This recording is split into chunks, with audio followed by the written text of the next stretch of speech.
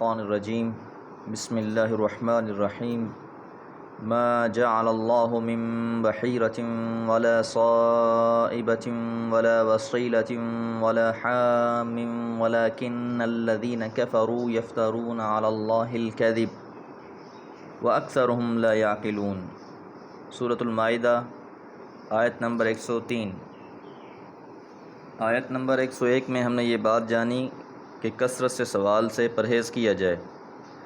اب یہاں اللہ تعالیٰ کچھ ایسی باتوں کا تذکرہ فرما رہے ہیں جو لوگوں پر لازم نہیں کی گئی تھیں، لیکن ان لوگوں نے ان چیزوں کو اپنی طرف سے گھڑ لیا، اپنی طرف سے بنا لیا اور اسے اپنے اوپر لازم کر دیا۔ اور خاص طور پر اہل عرب زمانہ جاہلیت میں بتوں کے نام پر جانوروں کو چھوڑ دیتے تھے، پھر ان سے فائدہ اٹھانا حرام سمجھتے تھے۔ اور اس آیت مبارکہ میں 4 قسم کے جانوروں کے بیان ہوئے ہیں، اس لیے فرمایا ما جعل اللہ، نہیں بنایا اللہ تعالیٰ نے، من بحیرۃ، بحیرہ میں سے کسی کو۔ اب یہ بحیرہ کیا ہے؟ بحیرہ کے حوالے سے مختلف قبائل کی مختلف آراء تھیں۔ بہرحال 2 معروف آراء، ایک یہ ہے جسے حضرت سعید بن مسیب رحمہ اللہ نے بیان فرمایا ہے، وہ یہ ہے کہ یہ وہ جانور ہے کہ جس کا دودھ بتوں کے لیے روک لیا جاتا تھا، پھر لوگوں میں سے کوئی اسے نہیں دوتا تھا۔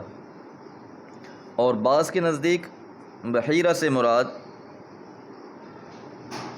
یہ وہ جانور ہے کہ جس کے کان کاٹ دیا جاتا تھا، کان پر ایک نشان لگا دیا تھا، مخصوص انداز سے اس کا کان تھوڑا سا کاٹ دیا جاتا تھا، درمیان میں سے پھاڑ دیا جاتا تھا، اور ایسے جانور کو مخصوص کر دیا جاتا تھا کسی نہ کسی بت کے نام پر، کیونکہ مختلف قبائل نے مختلف بت بنا رکھے تھے جن کو وہ وسیلہ بناتے تھے، تو اب انہی کے نام پر وہ اسے چھوڑ دیا کرتے تھے۔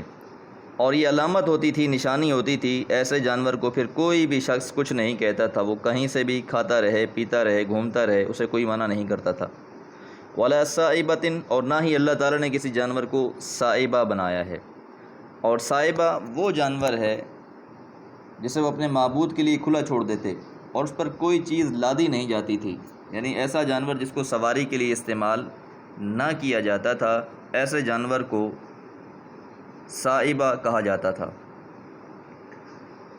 ولا وصیلۃ، اور نہ ہی اللہ تعالیٰ نے بنایا ہے ما جعل اللہ، یعنی ہر لفظ کے ساتھ ما جعل اللہ یہ لفظ اس میں شامل، اس یہ معنی اس کے اندر شامل رہے گا۔ وما جعل اللہ من بحیرۃ ولا وصیلۃ، اور نہ ہی اللہ تعالیٰ نے کسی جانور کو وسیلہ بنایا ہے۔ اور وسیلہ کیا ہے؟ یہ وہ اونٹنی ہے جو پہلی دفعہ مادہ بچہ دیتی ہے، پھر دوسری بار پھر مادہ بچہ دیتی، وہ اسے اپنے بتوں کے نام پر چھوڑ دیتے تھے۔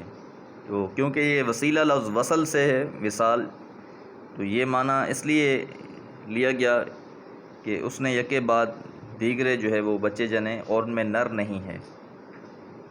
اور اسی طرح بعض کے نزدیک بہرحال جس اونٹنی نے 7 بچے جنے اور ہر بار وہ مادہ ہی ہوئی، تو اس لحاظ سے اسے کہا گیا۔ ولا حام، اور نہ حام۔ حام وہ سانڈ اونٹ جس کے جفتی کرنے سے اونٹنیوں کی ایک مخصوص تعداد حاملہ ہوتی، اسے وہ اپنے بتوں کے نام پر چھوڑ دیتے۔ اور حام حامی سے ہے، یعنی جو اپنی حفاظت کرنے والا ہو، تو کیونکہ اب اس کی نسل اور پشت میں سے اتنے بچے پیدا ہو چکے ہوتے تھے کہ اس کا نام اب باقی رہتا تھا، اس کا نسب باقی رہتا تھا، لہٰذا ایسے جانور کو بھی بتوں کے لیے مخصوص کر دیا جاتا تھا۔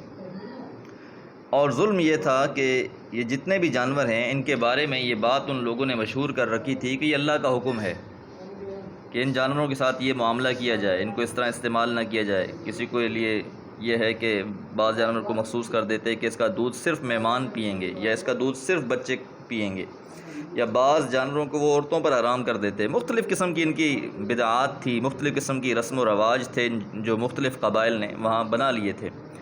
اور افسوس یہ تھا کہ ان ساری باتوں کو اللہ کی طرف منسوب کر دیا جاتا تھا، حالانکہ اللہ نے اس بارے میں کوئی ایسی ہدایت یا احکامات نازل نہیں کیے تھے۔ جس طرح آج بھی ہمارے معاشرے میں بہت سی ایسی چیزیں جو دین میں بنا لی گئی ہیں، حالانکہ اس کا اسلام اور شریعت کے ساتھ، دین کے ساتھ، اللہ اور اس کے رسول کے ساتھ کوئی تعلق اور واسطہ نہیں ہے، لیکن یہی کہہ دیا جاتا ہے کہ جناب یہ عبادت ہے، یہ نیکی ہے۔ اس لیے فرمایا وَلَكِنَّ الَّذِينَ، اور لیکن وہ لوگ کفروا جنہوں نے کفر کیا، یفترون گھڑ لیتے ہیں علی اللہ الکذب اللہ کے بارے میں جھوٹ، یعنی یہ افتراء کہتے ہیں ایسی بات کو جس کی حقیقت نہ ہو اور اپنی طرف سے کوئی چیز کوئی بات بنا لی گئی ہو، اس کو افتراء کہا جاتا ہے، جھوٹی بات گھڑ لینا یوں اس میں۔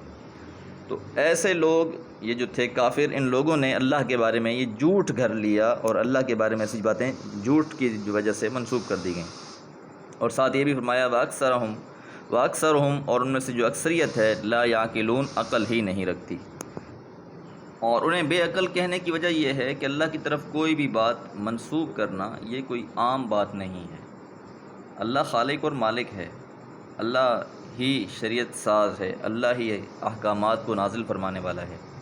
تو جب کوئی قوم اس طرح کے معاملے کرتی ہے کہ اپنی طرف سے باتیں ایجاد کر کے بنا کر اور اسے اللہ کی طرف منسوب کر دیتی ہے، تو لوگوں کے ذہن میں خاص خیال اور تصور آ جاتا ہے کہ اب اللہ کا حکم اس لیے ہم نے کرنا ہے، حالانکہ اللہ نے کوئی ایسا حکم نہیں دیا ہوتا۔ یہ مختلف خاندان، قومی، قبائل اور اس طرح کی چیزیں چل رہی ہوتی ہیں۔